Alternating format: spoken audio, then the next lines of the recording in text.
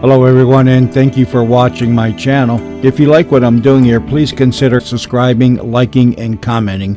It would really help the channel out quite a bit. Thank you very much. Mystery Theater presents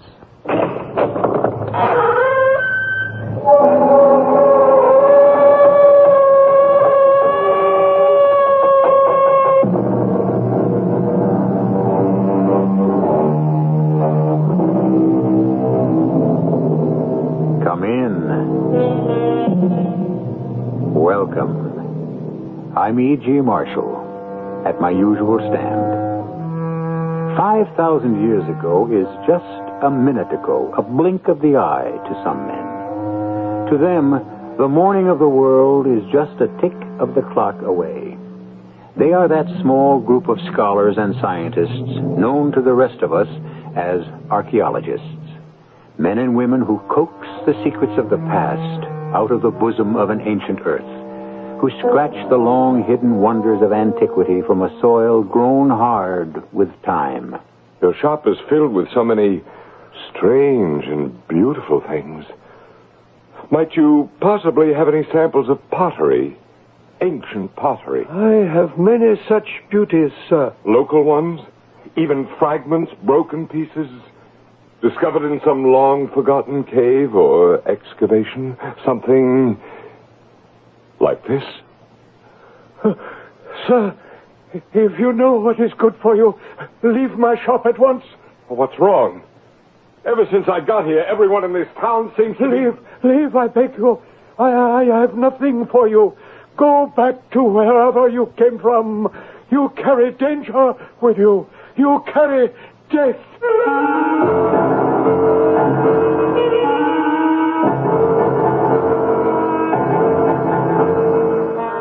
Our mystery drama, Journey into Nowhere, was written especially for the Mystery Theater by Arnold Moss and stars Kurt Benson and Joan Lovejoy. It is sponsored in part by Buick Motor Division and Contact, the 12-hour cold capsule. I'll be back shortly with Act One.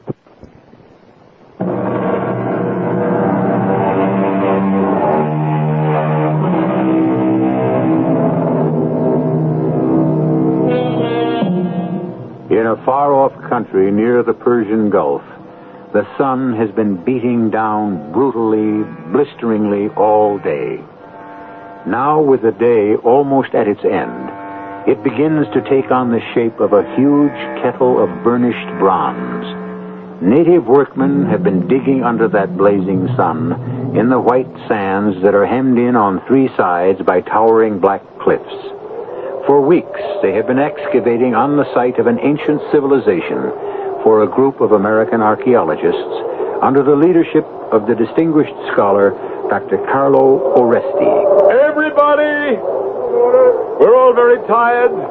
Tisbahu, Allah khaire. Good night to all of you. Al shukre. Thank you. They put in a good day's work, Dorothy, and so have I.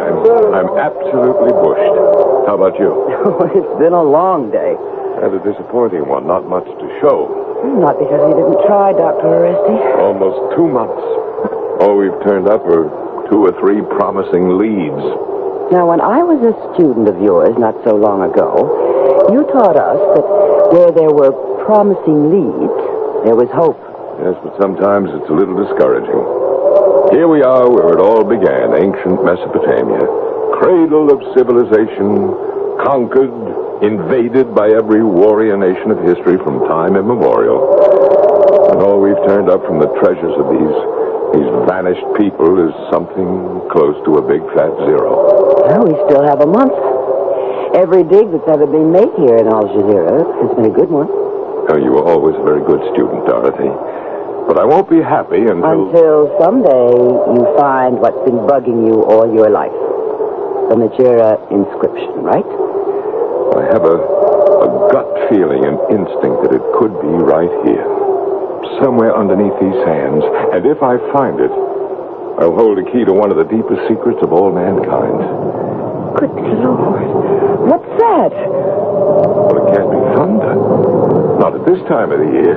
And the sun shining? What on earth? Hold it, Dorothy. What? Stand still. That's an earth tremor. What? I never heard of an earthquake in this part of the world. Quick! Quick, Dorothy! Duck under the shelter! It's getting worse. Dr. Arresti, watch out! That support beam over your head! It's beginning to crack! Right over your head!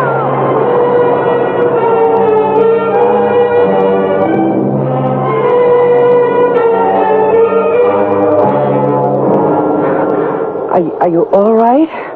I think so.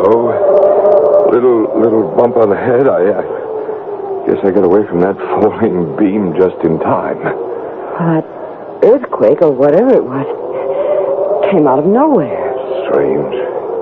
You think it might have disturbed anything in the dig? I doubted it. It didn't last more than several... Dorothy, What? don't move. Stay right where you are. What is it? Look there.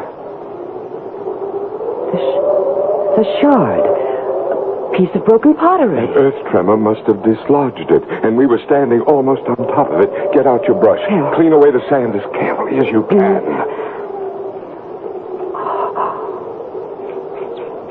Beautiful. And we're the first to lay eyes on it in thousands of years. Careful. Look, there's writing on it. Around the circumference. Let's see. Oh, of course, that's pre-Hellenic Greek. 3,500 years old if it's a day. Erebos, Uranu, Meson, Chronoste. Something about heaven and earth. A place of darkness midway between the deepest earth and highest heaven. Now, wait a minute, Dorothy. Look here. Look, around the edge, just before it breaks off. Well, that looks like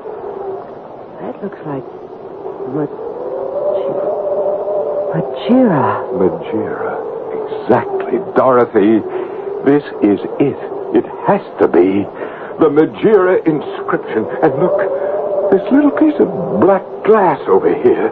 Well, that looks like obsidian. It's no bigger than a dime, shaped like a face, an animal's face, and a little hole at the top.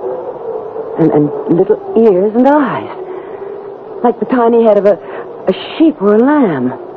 Dorothy, you remember from your reading who Magira was? Well, one of the goddesses of vengeance, wasn't she? The principal one, the spirit of revenge, able to confuse and benumb men's minds with a potion called Nephalia. And when she wept... She wept tears of blood. Yes, I remember. And she kept changing her appearance from one creature to another. Her favorite disguise was a sheep or a lamb. Do you recall that she even assumed different shapes at one and the same time? Of course. Oh, this has to be it. This little lamb's head of black glass confirms it. Now, if I can only find the missing part of this inscription, it could lead to the elimination of everything in our lives that's corrupt and evil. Oh, there's that rumbling again. And it's getting very dark. Doctor, let's get into the jeep and go back to the camp before anything really serious happens. I'm frightened. Tomorrow morning, I leave for the mountains of the West. That's where the whole myth of Magira began. There, this piece of broken pottery may be the passport to the most important discovery a man could ever make.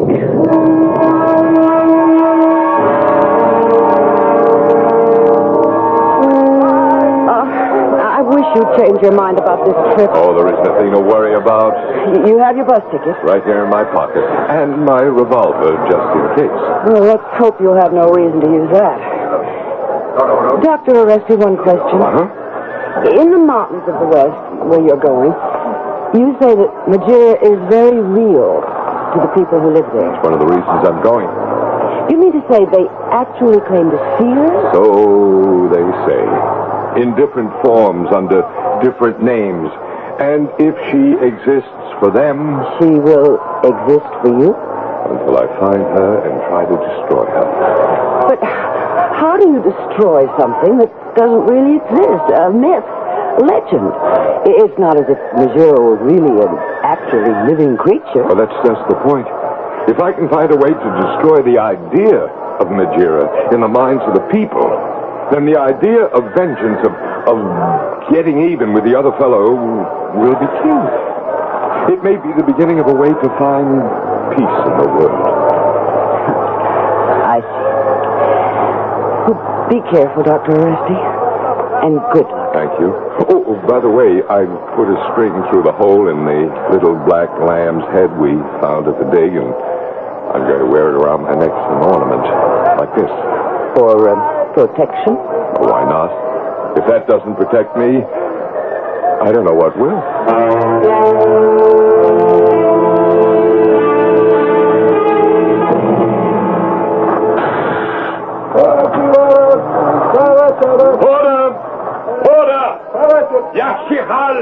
Please carry these for me. In Fandluk. And get me a taxi, please. A taxi. Porter, where are you going? Well, why are you running away? What's wrong with you? I guess I can carry my own bag, find my own taxi. Tell me about that, Porter.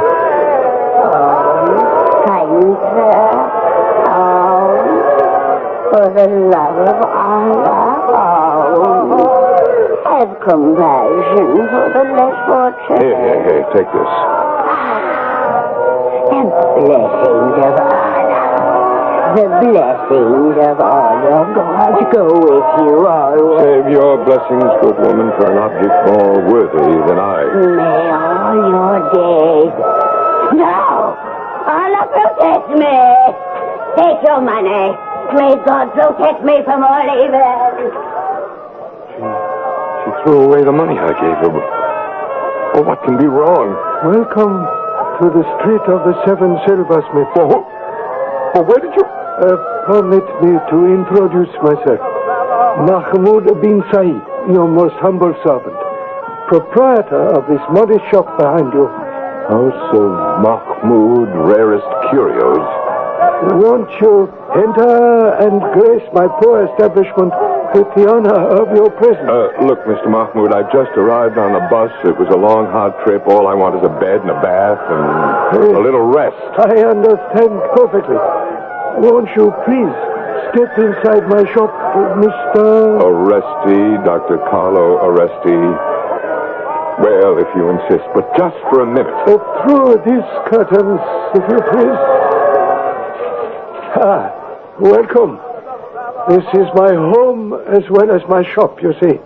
May I offer you a glass of mint tea? Well, not at this moment, thank you.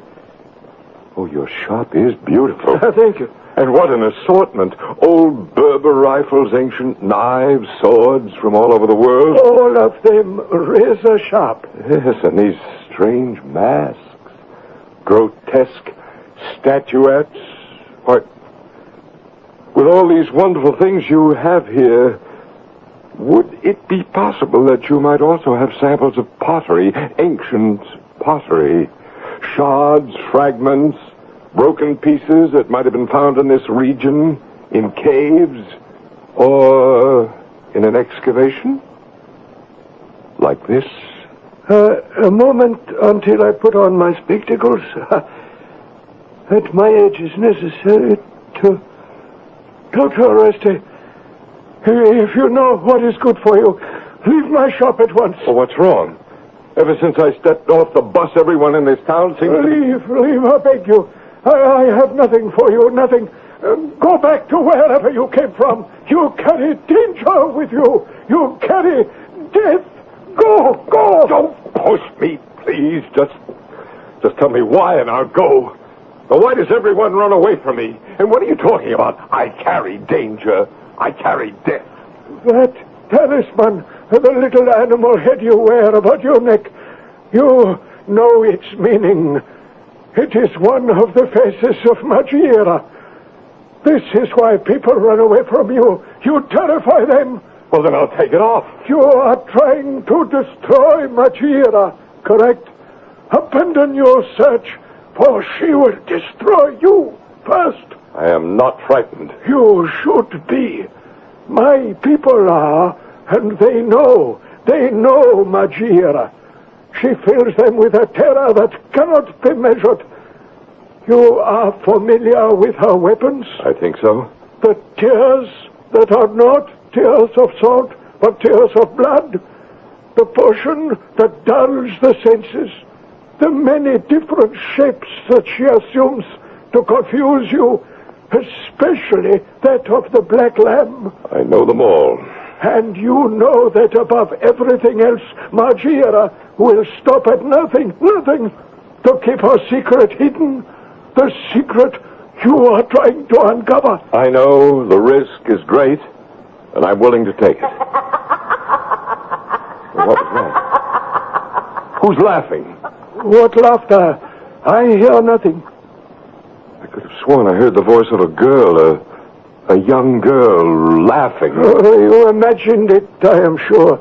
Now, if you will permit me to show you a few of my treasures. If you will look over your head, just above the chair on which you're sitting. I see it. A coat of mail. No. Next to the coat of mail. What's that?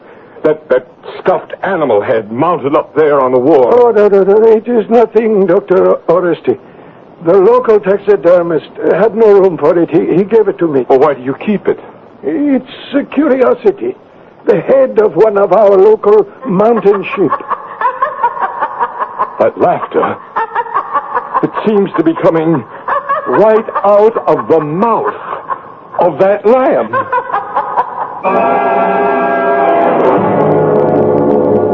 From the most ancient times, the lamb was the animal designated to be the symbolic victim of man's sacrifice to his gods. And now a lamb, a black lamb, has once again become symbolic. Only this time, for Dr. Carlo Oresti, it seems to have taken on a feeling of evil. But evil or not, it may lead him to the unraveling of a secret he thinks could begin to change the course of all mankind.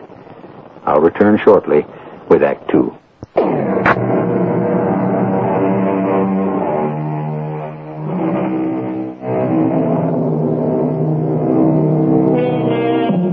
Dr. Carlo Oresti, archaeologist, has traveled halfway round the world searching for a piece of pottery thousands of years old.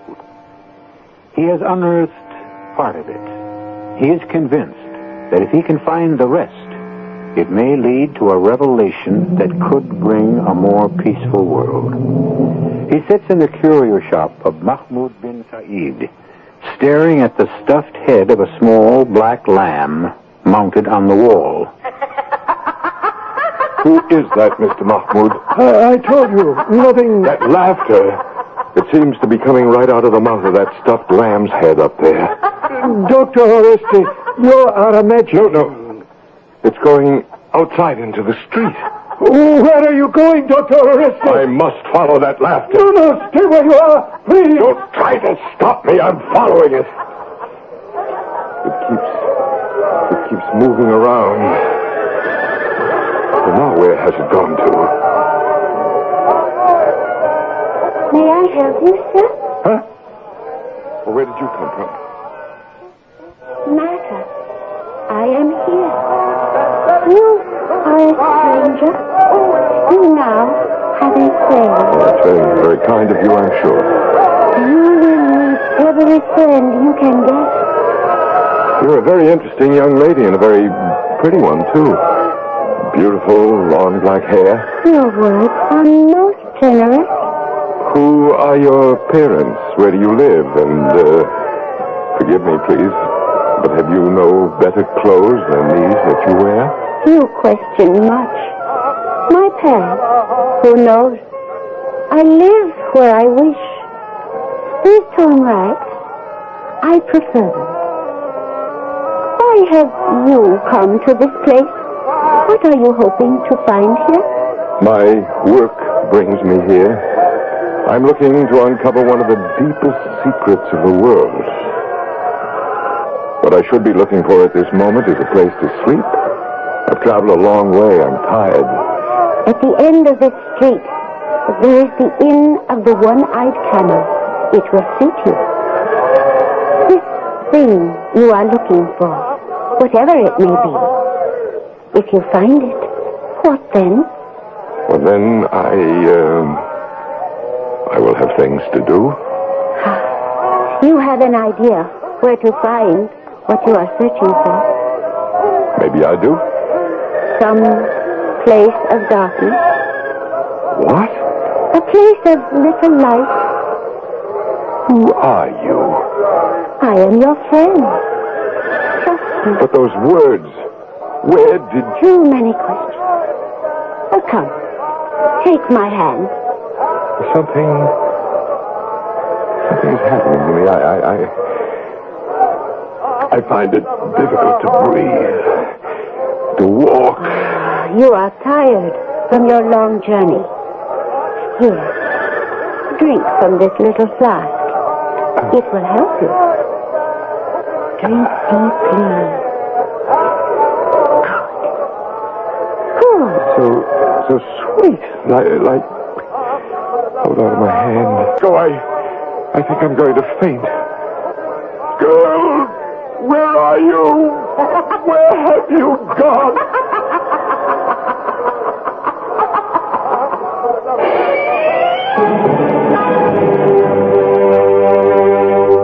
Erebos, Uranu, Mason, a place, darkness, midway. No, don't try to move. Be quiet, Dr. Oreste. You will be well. Well, who are you? Well, you're the man from the curio shop. Mahmoud bin Said at your service. What happened? I left your shop looking for a place to sleep. I know. Well, where am I? What place is this? You are in my humble home. At the back of my small shop. You are welcome. Well, how did I get here? You are taken ill. Momentarily. You fainted. In the street.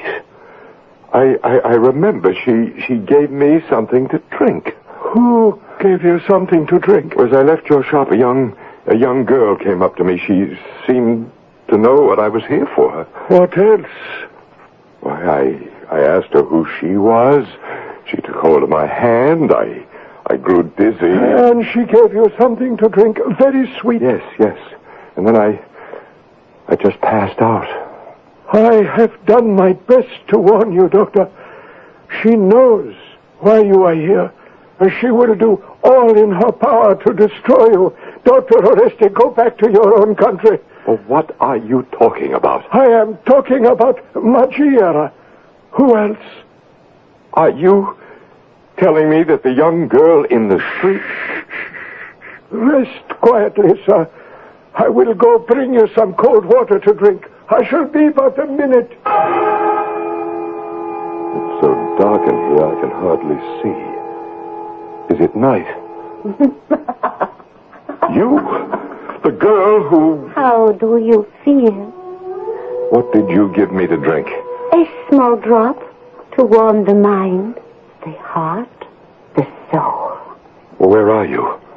I can't see you. It's grown so dark. Here, at the back door. Rise from your bed and follow me. Follow me and trust me. Here is the cold water, Dr. Oreste. How did she get in here? Again? You saw her again? She was right here beside the bed. Sir, I fear most gravely for your safety. I'm not afraid, Mr. Mahmoud. I have a mission to fulfill. More important to you than your life? I've already wasted too much time.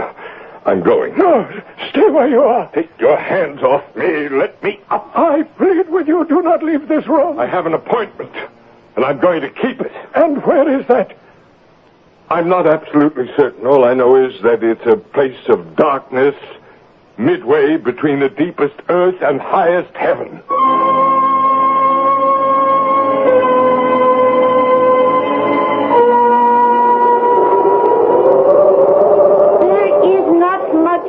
To go. We are almost at the summit of the sacred mountain. I must rest again. My head is so light, the air is so thin. We must be up 6,000-7,000 feet. Do not stop. I will help.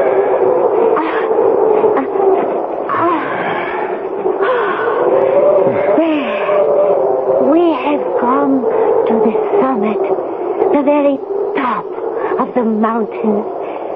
Everything is pitch black. There's not a star in the skies. It is past midnight, and perhaps a storm comes. You will stay here with me? I led you here. I have not the slightest intention of leaving you. Tell me, why have you brought me to the top of this mountain? Because it is sacred to us. Here, sit down beside me on this flat rock. Oh, your hand. It is bleeding. Oh, it's nothing. I scraped it on a rock as we were coming up. I kiss your bleeding hand. The taste of your blood is exciting. Hold me in your arms. Tighter. Look into my eyes. I can't. What's wrong? There's a pain in the back of my head. I can hardly see. My head is beginning to spin. It is the height of the sacred mountain. You are not used to... Don't let me fall. Of course not, my dear. For you. The very best of care.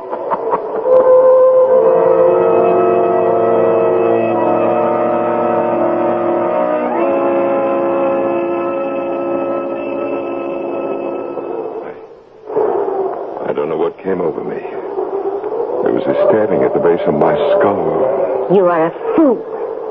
Why do you not return to your own country instead of playing this child's game? Child's game? That piece of pottery you have in your knapsack. How do you know about that? I never told you. Ask no questions. That piece of pottery will lead you nowhere. It is meaningless. It won't be when I find the missing fragment. And you think you will find it? Where? A place of darkness. Midway between the deepest earth and highest heaven? Yes? You fool. Where do you think you are? This mountain is 8,000 feet above the level of the sea. The top of this mountain is midway between the depths of the earth and the highest point we see in the heavens. Darkness? A place of darkness? Can you see your own bleeding hand in front of your face, you blundering fool? How dare you talk to me that way? You struck me. You dare to strike me. Look. See what you have done. You're weeping. You have made me weep. Bring your lantern to my face. Tears are streaming down your cheeks. Tears of bright red blood. Now, let me get my handkerchief. I'll wipe the blood from your cheeks. And what else do you see? My very good friend. Your face is changing. You're becoming an ugly old woman with cracked skin, and your hair... My beautiful, long black hair. is turning into writhing, terrible snakes. Their jaws are filled with poison, which they will spit at you. Hold me in your arms, as you did before. No, I can't. Caress my shining black hair. These black hair, they're squirming serpents. They're spitting out their venom. You want me to die. Dr. Oreste! Dr. Oreste! Are you here? Over here. Dr. Oreste, where are you? I never thought I would make it to the summit. Are you all right, good sir? I think so. How did you know I was here? I knew the danger. I followed you. Where is she? Has she gone? The girl, again. I came close to losing my life. I think I would have if you hadn't come when you did. Fortune has been kind this night. Now, after I catch my breath, I'd best go back down. The dawn begins to lighten in the east. And, sir... Yes, Mr. Mahmoud. Would you like to take our little friend with you? What friend? Where? Lift your light a little higher. There, on that flat rock. A beautiful little black lamb. I'll carry it down to the village. It's just... Where is it? Where did it go? It disappeared.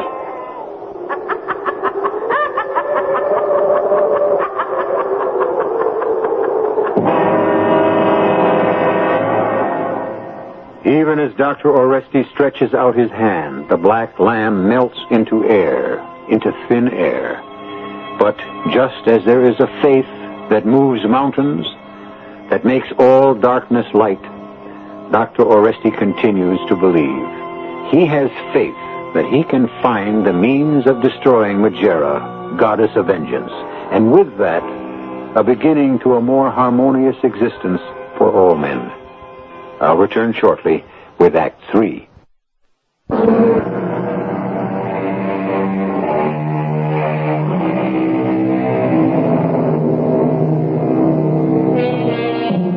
A philosopher of the Middle East has said that revenge is a luscious fruit, which, like the pomegranate or the persimmon, takes a long time to ripen. Once it comes to maturity, the taste is unmistakable, unique, and sometimes very sweet. Dr. Oresti and his companion are on top of a mountain in a far-off land. A strange girl has been with them and has vanished. Then for an instant, there was a small black lamb. As suddenly as it materialized, so suddenly it disappeared. And then... Look, Mr. Mahmoud. The lamb's back again.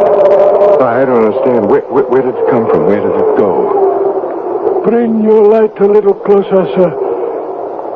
Right near its head. Oh, so, do you see anything peculiar about this little lamb? Its eyes. It's as if blood had been dripping from its eyes. Like tears. Tears of blood. Are you telling me, Mr. Mahmoud, that this little animal... I tell you nothing, sir. She was here, Mr. Mahmoud. After a time we quarreled. She tasted my blood. She embraced me.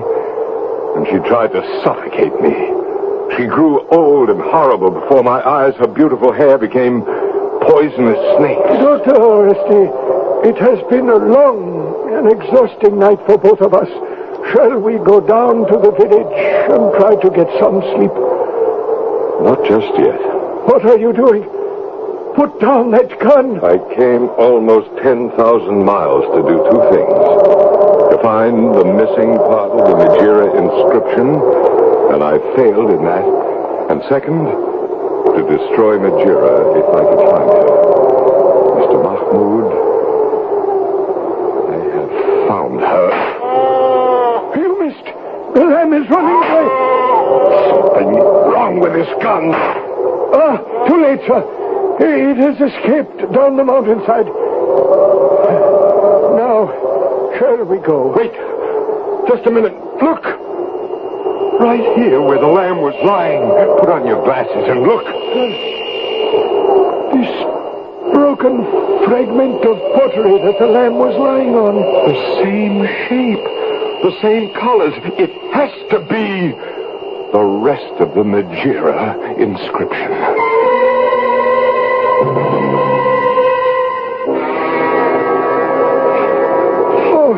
Watch carefully where you place your feet, Dr. Oresti. These mountain paths can be most treacherous. Thank you, I'll be careful. How much farther do we have to go? Once we get past this huge boulder before us, we shall catch our first glimpse of the village. Mr. Mahmoud, don't move. What is it? There, on top of the boulder. A black lamb. The same one. Only this time I'll get it. Now you just watch. But matter with you? You fell right against me. I'm most sorry. My foot slipped. Yes, and I missed again. Dr. Oreste, look, over there. Well, not another one. Still another black lamb? Yes, and see, another, and another. A whole flock of them. And every one of them jet black. They're heading toward us. They're going to push us right off this cliff. What do we do? Stand your ground. Let me try to take care of them. What's that? It sounds like the voices and wings of many birds. You're right. There are thousands of them. Flying straight toward us, toward our heads. Well, what are they? Crows, ravens? Blackbirds of some kind. They're coming in a straight line right at me. Go away, you filthy pigs! Go away! Away! You ugly thing! Away!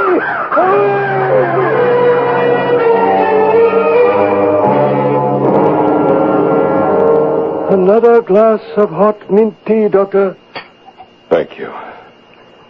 You know, I can't thank you enough for getting me down off the mountain safely. I thought those crows, or whatever they were going to blind me. They come sometimes. They think of other creatures as trespassers. Yes. Now, let's get back to this shard of pottery. Where did I put my spectacles? Ah, yes. Here they are. You can see the two pieces fit together perfectly, as I suspected they would. The colors, the shape, the design, and the inscription, everything. Extraordinary. Now, if we can decipher it... I leave that to you, sir. Let's see, the first word looks like monoi, and then timoria, vengeance. Let's see now. Vengeance belongs... And then there's the other piece that fits in here that says to Majira. And then there's the word alone.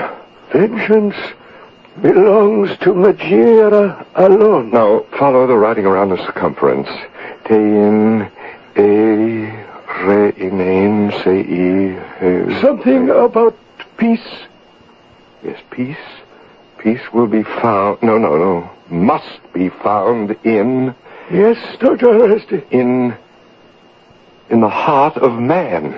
In the heart of man. You understand the meaning of what you hold in your hand? Well, of course. That the place of darkness midway between the deepest earth and highest heaven is the heart of man. And that's the place where real peace must be looked for. Most interesting. There is no goddess of vengeance, and there never was. She existed, if she ever did, only in the minds of the stupid and the ignorant. And now you will return to your own country, screaming to the world that there is no Majira. Is that correct, Dr. Oreste? Is that correct? What are you doing? Put down that scimitar. Are you out of your mind? You have disappointed me, Dr. Oreste. And more important, you have made me unhappy, most unhappy. It is not right for you to make me weep. It is wrong, Dr. Oreste, very wrong. Mr. Mahmoud, you are weeping. Weeping tears of blood. Of course, dear doctor. And now, would you like me to change my shape into a little black lamb, or an old and ugly hag with snakes for hair, or perhaps a beautiful young girl, or a flock of crows on the mountainside, and then back again to Mahmoud, this kindly, elderly merchant of curios? Name it. I shall become what you wish, when you wish it. You are... You see, Majira does exist. Now that you know that, this blade will make a fast end to you and your large secret. No!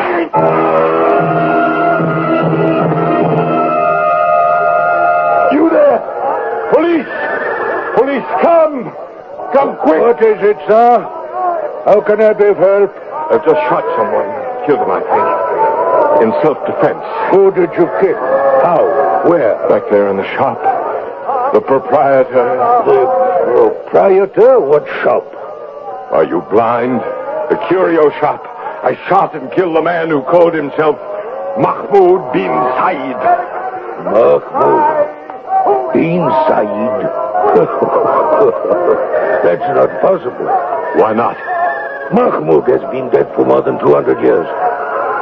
What? My grandfather used to speak of him, and his grandfather before him. What on earth are you talking about? Mahmoud, the mad one. He was said to live here on this very street of the Seven Silversmiths, behind a kind of curio shop. The tale goes that the poor man was completely out of his mind, poor fellow. The family line ended with his death. And how? Just how did he meet his death? Oh, the story is that his life was ended by a shot from a gun. And who shot this Mahmoud? A stranger. A man who for some reason was seeking revenge. Seeking revenge. Seeking revenge. Seeking revenge. Seeking revenge. Seeking revenge. Dr. Oresti. Doctor, how do you feel? Who is that? Dorothy. Don't try to move. You're going to be fine. Well, I don't understand. The earthquake. But it's all over now. Don't you remember? Earthquake? When you ducked into the shelter here, the big wooden beam over your head split and came right down on you. Of course, I remember. I tried to get out of the way, but I couldn't. No. You had me worried there for a bit. You were out cold for a good whole minute. A minute? You mean all that happened in just 1 minute? All what happened? Well, thanks to that conk on the head, I've been off on a very fascinating trip. A voyage to nowhere. Whatever that's supposed to mean. But tell me something, Doctor. Yes? That little thing you're wearing on a string. Where? Around your neck. Looks like the head of a little black lamb. I've never seen that before. Well, neither have I. How do you suppose it got there?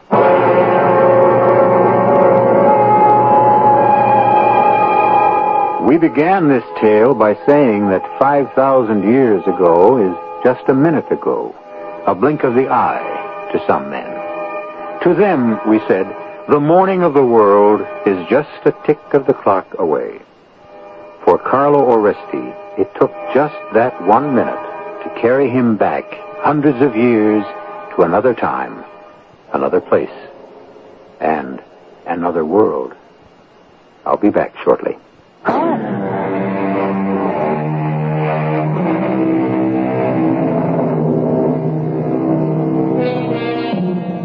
I have read that there are a good many far-off places where they still devoutly believe in things like a goddess of vengeance, who, to confuse the people, changes her appearance at will into any number of different shapes, even into several different forms at the same time. I'd love to see that for myself sometime, with one reservation. I'd like to get there by the usual means of transportation, and not by a zonk on the head. Our cast included Arnold Moss, Joan Lovejoy, Court Benson, and Evie Juster. The entire production was under the direction of Hyman Brown. And now, a preview of our next tale. Did anyone examine you? Well, an intern looked at me and asked me to wait. Only I couldn't, you see. Why not? Well, because I had to find somebody. I didn't remember who or where to begin, except with this. What is it? Just a piece of paper, like from a phone pad with a number. 380. What do you think it means? A room, maybe? There's no such room number in this hospital. Oh, I thought maybe it might be the old lady's. What old lady? I don't know. What was the old lady's name? I don't know. What is your name, miss? But that's the whole trouble, don't you see? I don't know that either. Radio Mystery Theater was sponsored in part by Anheuser-Busch Incorporated, brewers of Budweiser. This is E.G. Marshall inviting you to return to our Mystery Theater for another adventure in the macabre. Until next time, pleasant dreams.